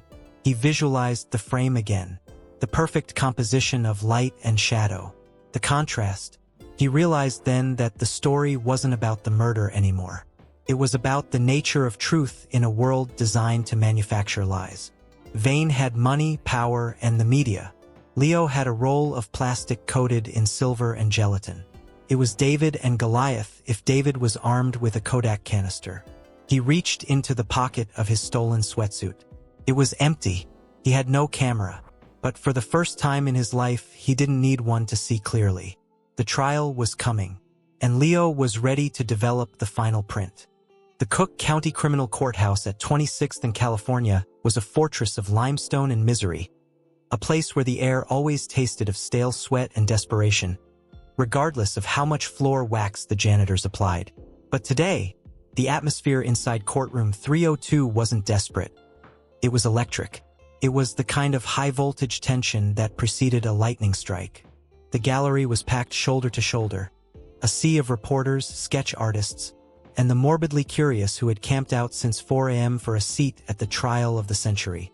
Leo Thorne sat at the prosecution table, feeling like an imposter in his own life. He was wearing a suit the FBI had bought him, charcoal gray, slightly stiff in the shoulders, that made him look less like a struggling artist and more like a junior accountant. His hands were folded on the table, still scarred from the climb up the chain-link fence. His right shoulder throbbing with a phantom ache despite the healed bullet wound. He kept his eyes fixed on the wood grain of the table, afraid that if he looked up, the sheer weight of the room would crush him. To his right sat Sarah Jenkins, the assistant U.S. attorney. She was a picture of calm, predatory focus, arranging her files with surgical precision. To his left, in the front row of the gallery, sat Detective Miller. He was in a wheelchair, his leg encased in a heavy cast, a cane resting against his knee. He looked pale, thinner than before, but his eyes were the same granite chips of resolve. He gave Leo a curt nod, an anchor in the storm, and across the aisle was the enemy. Senator Richard Vane did not look like a man on trial for murder. He looked like a man holding court. He wore a navy bespoke suit that cost more than Leo made in a year. His silver hair was perfectly coiffed, his face a mask of dignified suffering. He whispered to his lead counsel, Marcus Sterling, with the ease of a CEO discussing a merger, not a defendant facing life without parole. Marcus Sterling was a legend in Chicago legal circles, a man known not for finding the truth, but for dismantling it until it was unrecognizable. He was known as the Shredder. He stood up as the jury filed in, 12 ordinary citizens who looked terrified to be there. They were the audience for the play Vane had written, a play titled The Politician and the Stalker. "All rise," the bailiff bellowed. Judge Eleanor Vance took the bench. She was a woman of few words and zero patience. "Be seated. Ms. Jenkins, call your next witness." Jenkins stood up, smoothing her skirt. The people called Leo Thorne to the stand. The murmur in the room rose to a buzz, then was silenced by the judge's gavel. Leo stood up. His legs felt hollow. He walked past the jury box, feeling 12 pairs of eyes dissecting him. He walked past Vane. For a split second, their eyes met. Vane didn't look angry. He looked disappointed, like a father looking at a wayward son. It was a chilling performance. Leo took the stand. He placed his hand on the Bible. He swore to tell the truth. He sat down, the microphone amplifying the sound of his shallow breathing. Jenkins approached the podium. She started gently. She walked him through the night of October 12th. The rain, the insomnia, the view from his window. "And what did you see, Mr. Thorne?" Jenkins asked, her voice steady. "I saw Senator Vane arguing with a woman," Leo said, his voice stronger than he expected. "He hit her. Then he pulled out a gun, a pistol with a suppressor." "And what did you do?" "I took a photograph." "Why?" "Because," Leo paused, looking at the jury, "because I knew if I didn't freeze that moment, no one would believe it happened.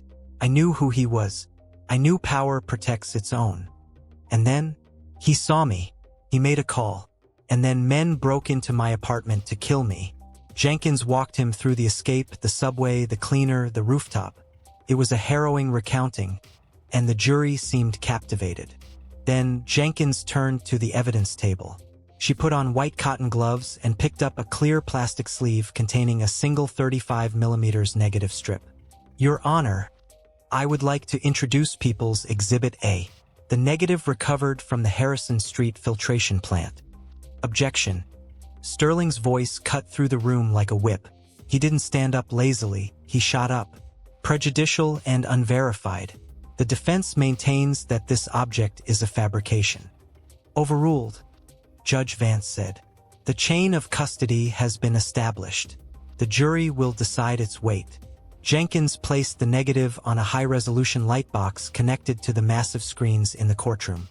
"Mr. Thorne, is this the negative you developed?" "Yes." And does it accurately depict what you saw? It does. Jenkins nodded. Nothing further. She sat down. The room felt heavy. Leo knew this was the easy part. Now came the shark. Marcus Sterling approached the stand. He didn't carry notes. He didn't look at Leo. He looked at the jury, smiling a warm, conspiratorial smile. "Mr. Thorne," Sterling began, his voice like velvet wrapped around a razor blade. "You consider yourself an artist, don't you?" "I am a photojournalist," Leo corrected. "Ah, yes, a photojournalist. But you haven't sold a photo to a major publication in 3 years. Is that correct?" Leo tightened his grip on the armrest. "The market is difficult. Indeed, difficult. So difficult that you were 3 months behind on your rent on the night in question. You had received an eviction notice that very morning. Is that true?" "Yes," Leo admitted. "So you were desperate. You were broke. You were looking for a way out." Sterling paced in front of the jury box. "Tell me, Mr. Thorne, are you familiar with the term deep fake?" "That applies to digital media," Leo said. "This is film. Analog film." Sterling chuckled softly. "Analog.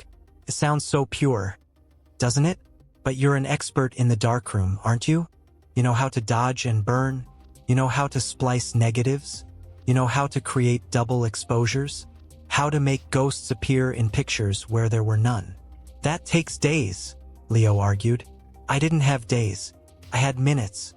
"So you say," Sterling pivoted. "But let's look at your character. You sit by your window at night, in the dark, watching your neighbors. You have a telephoto lens, a lens designed to spy from a distance. You're a voyeur, Mr. Thorne. You watch people's private lives for entertainment."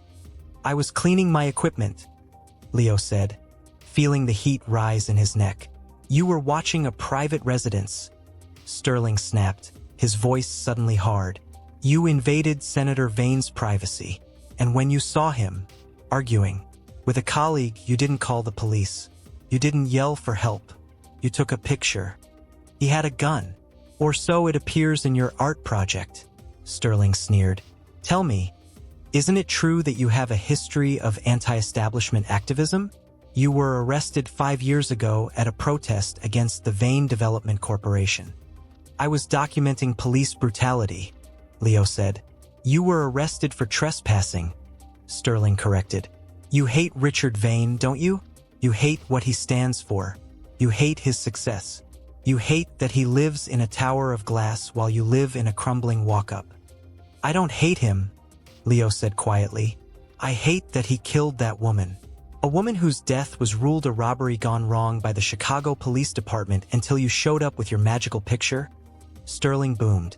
"A picture you conveniently lost in a sewer, breaking the chain of custody for 2 days, allowing you ample time to swap it, manipulate it, or fabricate it entirely." "I didn't touch it," Leo shouted. "I nearly died saving it." "So you say." Sterling was in Leo's face now, invading his space. "But we only have your word, don't we? The word of a broke, desperate, politically biased stalker who saw a chance to make $5 million by destroying a good man's life." "I never asked for money."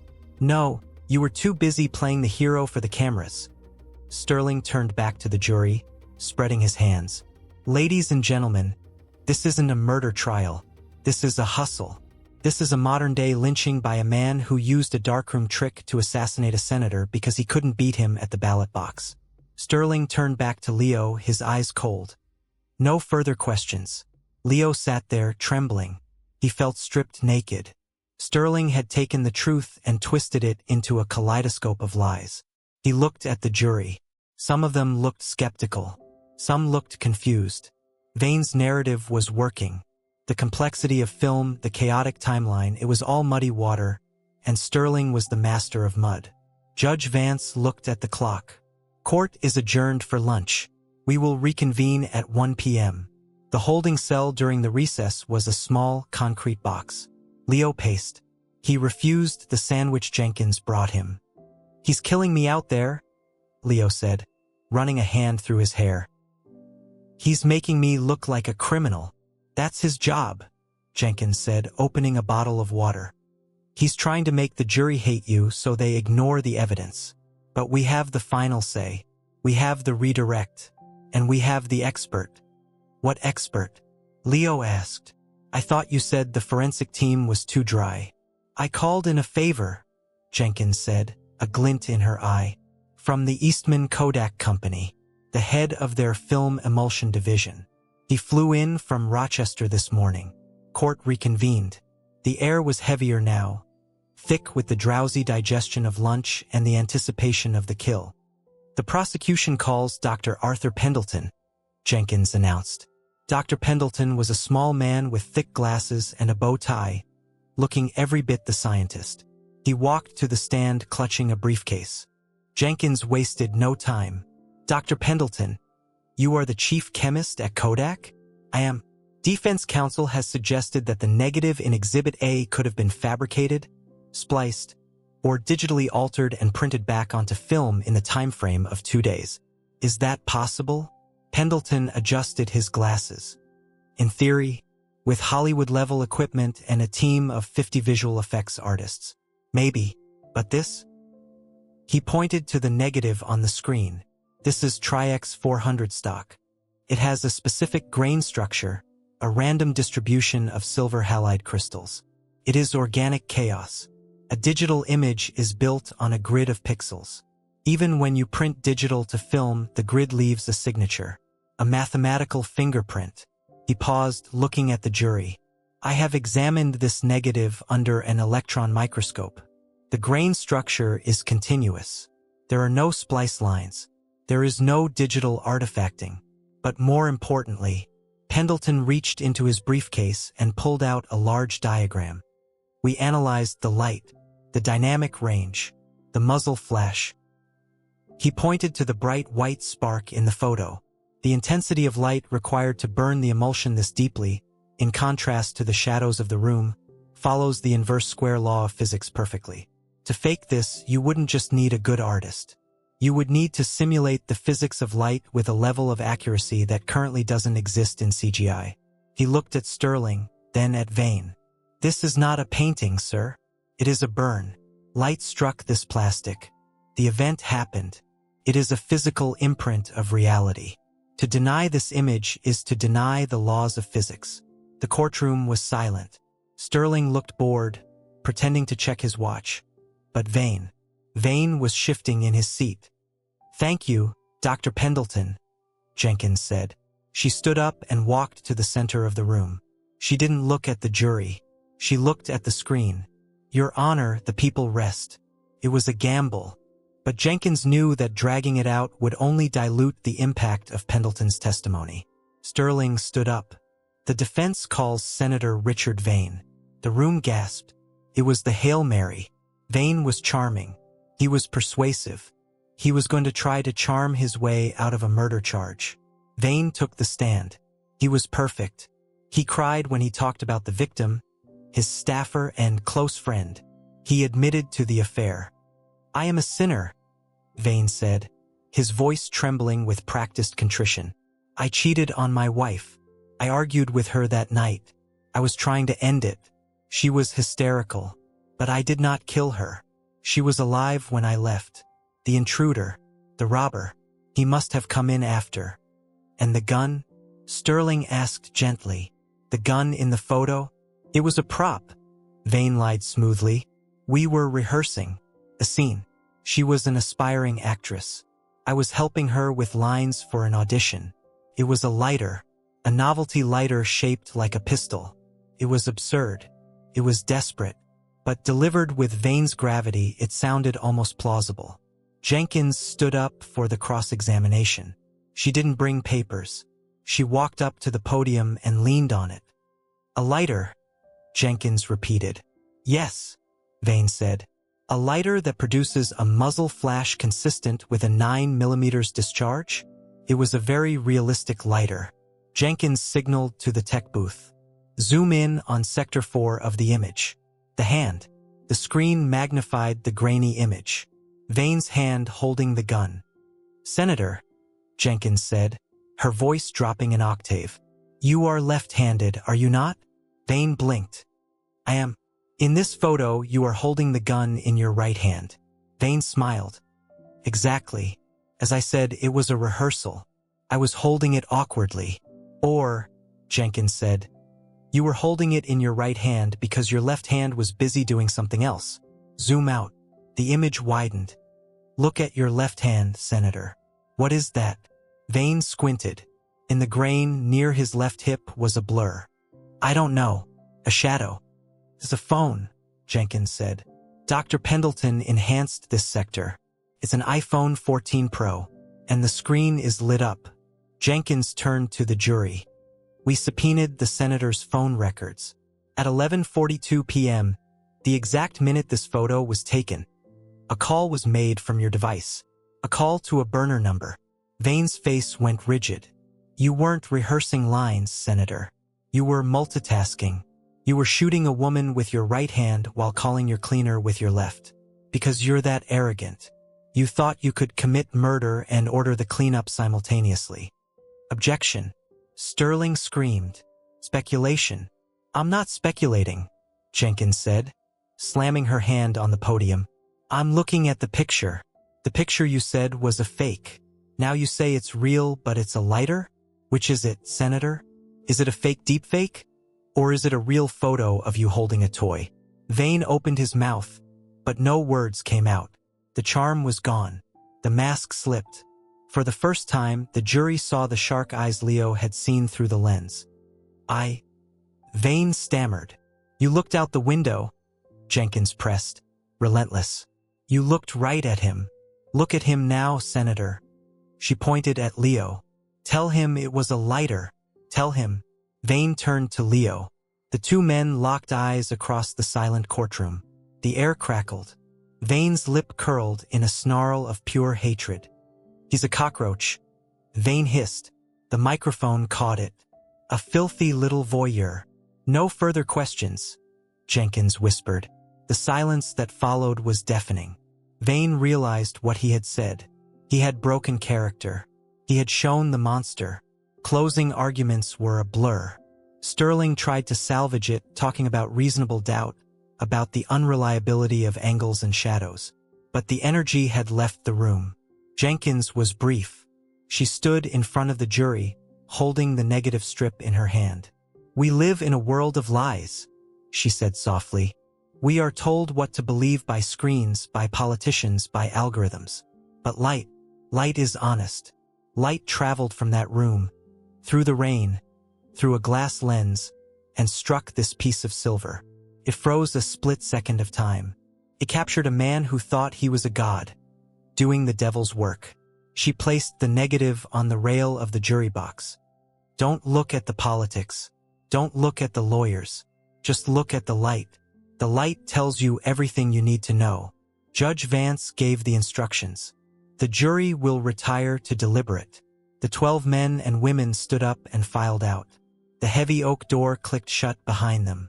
Then the waiting began. Leo sat on a bench in the hallway outside the courtroom. Miller sat in his wheelchair next to him. The hallway was empty. The press held back at the main entrance downstairs. The only sound was the hum of the vending machine and the distant thunder of a new storm rolling in over Chicago. You did good, kid, Miller said, staring at the floor. Did I? Leo asked, rubbing his temples. Sterling made me sound like a creep. Sterling is a lawyer. He's paid to lie. You told the truth. That's harder. Leo looked at his hands. What if they don't believe it? What if the deep fake story stuck just enough? Miller reached into his pocket and pulled out a pack of cigarettes. He tapped one out but didn't light it. He just rolled it between his fingers. Then Vane walks, Miller said grimly. And if he walks, we run. Because he won't stop. I'm tired of running, Leo said. Me too, Miller sighed. They sat in silence for hours. 1 hour. 2. 4. The sun began to set, casting long, orange shadows down the courthouse corridor. At 6:15 p.m., the door to the jury room opened. The bailiff stepped out. He looked at Jenkins, who was pacing the hall. We have a verdict. Leo's heart stopped. A verdict this fast could mean two things. They bought the story completely, or they rejected it completely. They filed back into the courtroom. Felt different now. The air was thin. Vane stood at the defense table, his face pale, his hands gripping the wood so hard his knuckles were yellow. Sterling looked grim. The jury filed in. They didn't look at Vane. They're not looking at him, Leo thought. That's the sign. They never look at the defendant if it's guilty. Judge Vance took the bench. Mr. Foreman, have you reached a verdict? A middle-aged man in a windbreaker stood up. He held a piece of paper. His hands were shaking slightly. We have, Your Honor. Please read the verdict. Leo stopped breathing. The world narrowed down to the foreman's mouth. In the matter of the people of Illinois versus Richard Vane, on the charge of first-degree murder, we find the defendant. The silence stretched for an eternity. A heartbeat. 2. Guilty. A gasp ripped through the room, followed by an explosion of noise.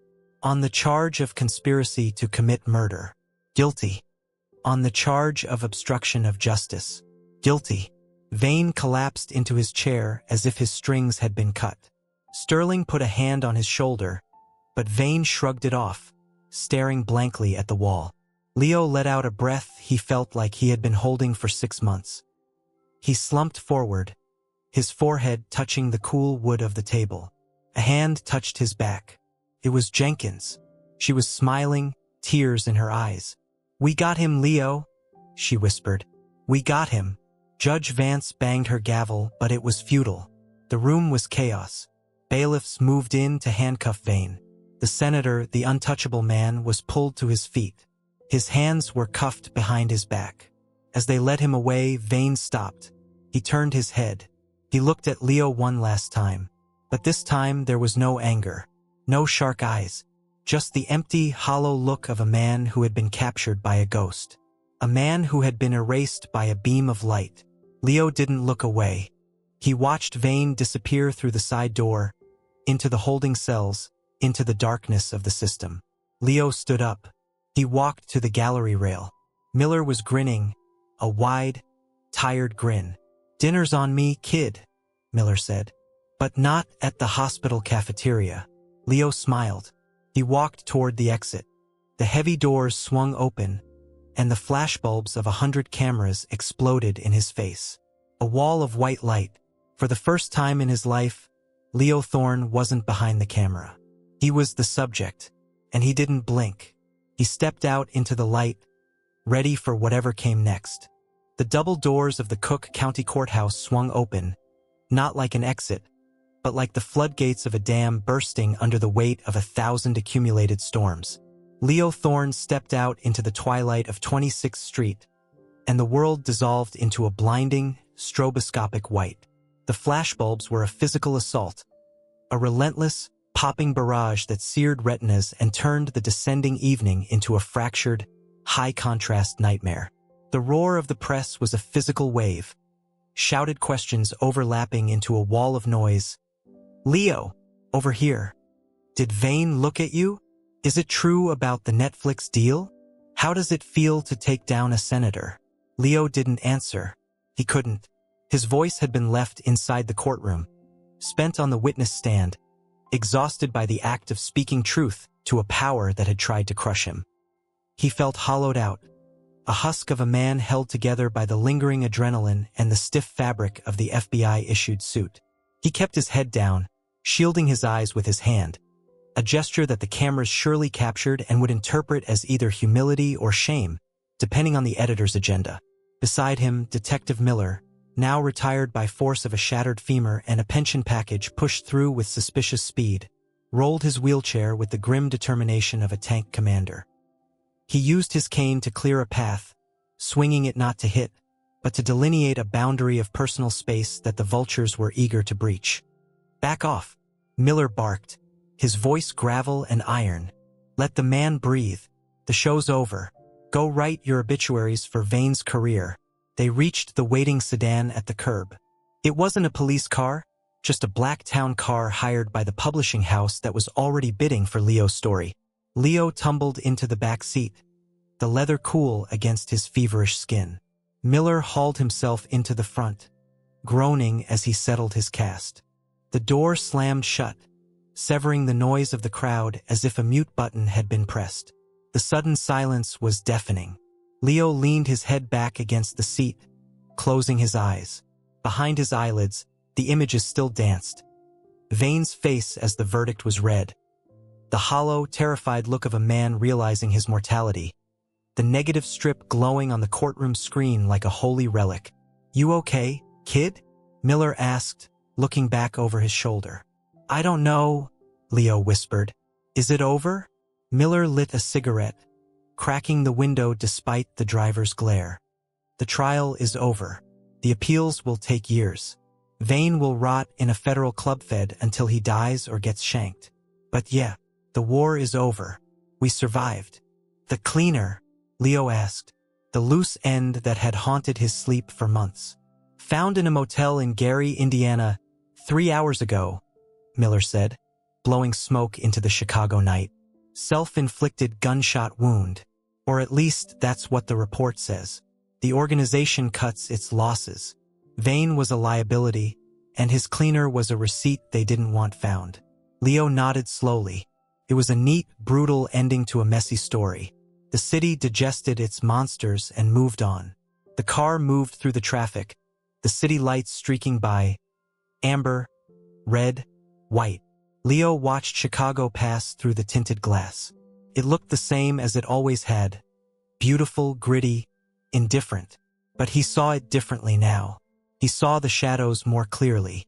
He saw the places where secrets could be hidden and the places where light struggled to reach. "Where to?" the driver asked. Leo hesitated. He couldn't go back to the safe house. He was a free man now. But he couldn't go back to his apartment. The door was broken. The window shattered. The memory of the muzzle flash burned into the brickwork. It was a crime scene, a mausoleum of his former self. "Just drive," Leo said. "Take me to the lake." The weeks that followed were a blur of dislocation. Leo stayed in a cheap hotel on the north side, living out of a suitcase. He became a reluctant celebrity. The photographer who saw too much. There were talk show offers, book deals, movie rights. He turned them all down. He didn't want to monetize the death of the woman in the white dress. He felt that every dollar offered was blood money. He stopped taking pictures. His cameras sat in his bag, gathering dust. The act of looking through a viewfinder felt dangerous now, an invitation for trauma. He walked the city with naked eyes, feeling exposed, flinching at loud noises, checking his reflection in shop windows to make sure no one was following him. He was a hero to some, a pariah to others.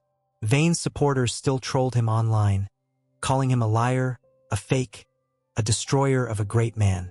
But Leo stopped reading the comments. He spent his days sitting by the lake, watching the gray water churn, trying to wash the developer chemicals out of his soul. Then, on a Tuesday in November, when the trees were stripped bare and the wind carried the first biting promise of winter, he received a letter. It wasn't forwarded by his lawyer or the FBI. It was hand-delivered to the hotel front desk. The envelope was thick, cream-colored paper. No return address, just his name written in elegant, shaky cursive. Inside was a single card. St. Mary of the Angels Church. Thursday, 2 p.m. Please come. Elena Sterling. Leo knew the name. It was the name of the woman he had seen crying in the back of the courtroom every day. The woman who had held a rosary so tight her fingers turned white. The mother of the victim. Her daughter's name was Julia. Julia Sterling.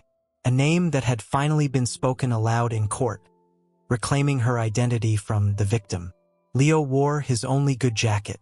He took the bus to Bucktown. The church was a massive, cavernous structure of stone and stained glass, smelling of incense and beeswax candles.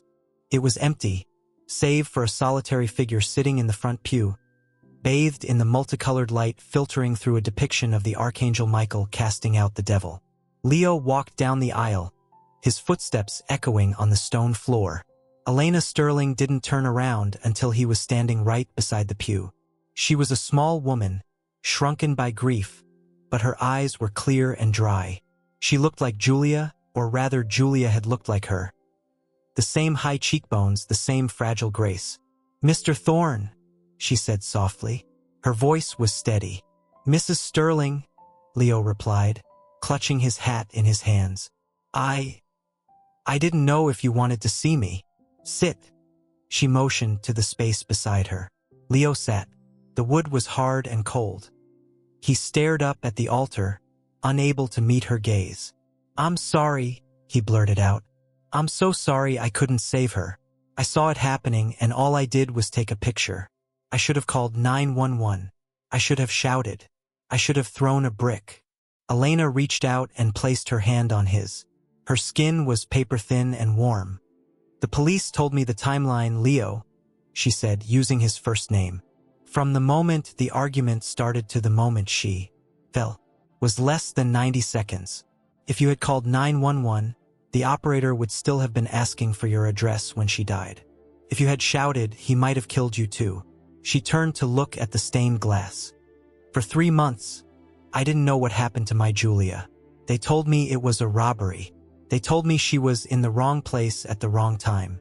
I lay in bed every night imagining her scared, imagining her alone. I thought her death was meaningless." She squeezed his hand. "But then you came. You and your picture. You gave me the truth. It was a terrible truth, Leo. A nightmare. But it was the truth. And because of you, the monster who took my baby is in a cage. He can never hurt anyone else's daughter again." Leo felt a lump form in his throat, hot and painful. "I felt like I stole her last moment. Felt invasive." "No." Elena shook her head firmly. "You witnessed it. There is a difference. To witness is to acknowledge that a life matters. You refused to let her die in the dark. You refused to let him erase her." She reached into her purse and pulled out a small, rectangular object wrapped in tissue paper. She handed it to Leo. "Julia was an artist too," Elena said. "She didn't take photos. She painted. But she loved old things. She found this at an antique shop a week before she died. She was going to give it to her brother for his birthday. But, well," Leo unwrapped the tissue. It was a vintage light meter. An old Seikonik, brass showing through the black paint. The dial clouded but readable. It was a tool for measuring light. A tool for finding the correct exposure in a chaotic world. "I want you to have it," Elena said. "I can't," Leo stammered. I don't take pictures anymore." Elena looked at him, her eyes sharp. "Why? Because you saw something ugly? Because I'm afraid of what I might see next." "Leo," she said, her voice stern, the voice of a mother. "The world is full of ugliness. That man, vain, he brought darkness into the world. But a camera doesn't just capture darkness. Captures light. That is literally what it does. Catches the light. If you put your camera down, if you close your eyes, then the darkness wins. Vain wins." She closed his fingers around the light meter. "Don't let him take your eyes, Leo. He took my daughter. Don't let him take your gift." Leo sat there for a long time, holding the cold brass instrument. He looked at the dust motes dancing in the shafts of sunlight falling from the high windows. He saw the way the light hit Elena's gray hair, turning it into a halo of silver. He saw the texture of the wood grain on the pew. He saw the world resolving into focus again. "Thank you," he whispered. "Go," Elena said, patting his hand. "Go find something beautiful. And when you do, take a picture of it for Julia." Winter came to Chicago with a vengeance. The lake froze into jagged plates of ice, and the wind screamed down Michigan Avenue. But Leo didn't leave the city. He found a new apartment, a small studio in Rogers Park, far away from the high-rises and the shadows of the South Loop. It was on the ground floor. It had a view of a community garden. He set up a darkroom in the bathroom. He taped garbage bags over the window, bought fresh chemicals, and spooled new rolls of film. The smell of the fixer, once a trigger for his trauma, now smelled like restoration. He started walking again. First, he didn't shoot. He just carried the Leica, a replacement for the one the cleaner had smashed, under his coat, feeling its weight like a familiar limb. He touched the light meter in his pocket, running his thumb over the dial. He visited Miller at the rehab center. The detective was learning to walk with a prosthetic. He was grumpy, complaining about the food and the nurses, but he had a lightness about him that Leo hadn't seen before. "You shooting again?" Miller asked one day, watching the snow fall outside the window. "Thinking about it," Leo said. "Don't think. Shoot." Miller grunted. "You're a witness, kid.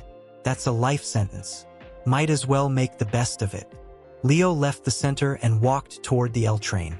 It was late afternoon, the golden hour, where the winter sun dips low and bathes the city in a soft, amber glow that makes even the grime look romantic. He got off at a random stop. He wandered through a neighborhood of brick bungalows. He saw a group of kids playing street hockey in an alley, using frozen trash cans as goalposts. He saw an old man shoveling snow off his neighbor's walkway. He saw a stray cat sitting on a steam grate, eyes closed in contentment. Life, it was happening everywhere. Quiet, resilient, defiant life. He turned a corner and saw it. It wasn't a dramatic scene. It wasn't a crime. It was a bus stop. Inside the glass shelter, a young couple was standing. They were tired, dressed in work uniforms, shivering in the cold. The boy had taken off his scarf and was wrapping it around the girl's neck. He was tucking it in carefully, his hands gentle, his face full of a quiet, desperate tenderness. She looked up at him, her nose red from the cold, and smiled. It was a small moment, ephemeral. It would vanish in a second when the bus arrived. It was the opposite of the moment Leo had captured in the apartment window. That had been a moment of taking. This was a moment of giving. That had been hate. This was love. Leo didn't think. He didn't calculate. His hands moved with the muscle memory of a lifetime. He pulled the camera out. He brought the viewfinder to his eye. He twisted the focus ring until the couple was sharp against the blurred background of the snowy street. He checked the light. It was fading, but there was enough. There was always enough light if you knew where to look. He exhaled, steadying his heartbeat. Click. The shutter fired. The mirror slapped up and down. The moment was caught. Silver halide crystals in the emulsion shifted, locking the image into physical existence. The couple didn't hear him. The bus arrived, hissing air brakes, and swallowed them up. They were gone. But they weren't gone. They were safe on the roll of film. Leo lowered the camera. He looked down at it and smiled. He wound the film lever. Crank. Ready for the next frame. He turned and walked home through the snow, the camera swinging gently against his chest. No longer a burden, but a lantern lighting his way through the dark. Epilogue. 6 months later, the Invisible Chicago exhibition opened at a small gallery in Wicker Park. There was no fanfare, no media circus, just a collection of 40 black and white prints hanging on white walls. There were photos of janitors, of nurses waiting for the bus, of kids playing in fire hydrants, of old men playing chess in the park. And in the center, not highlighted but simply part of the tapestry, was a photo of a couple at a bus stop, sharing a scarf in the winter cold. The famous photo, the Vane murder photo, was not there. That image belonged to the archives of the court, to history books, to the past. These photos belonged to the present. In the back of the gallery, an older woman with gray hair walked slowly from frame to frame. She stopped at the photo of the bus stop. She looked at it for a long time. Then she turned to the photographer standing in the corner, looking anxious in a blazer. Elena Sterling smiled and nodded. Leo Thorne nodded back. He raised his camera not to take a picture, but just to check the settings. He looked through the lens at the room full of people, full of life, full of stories waiting to be told. He was a witness, and the world was beautiful. The end.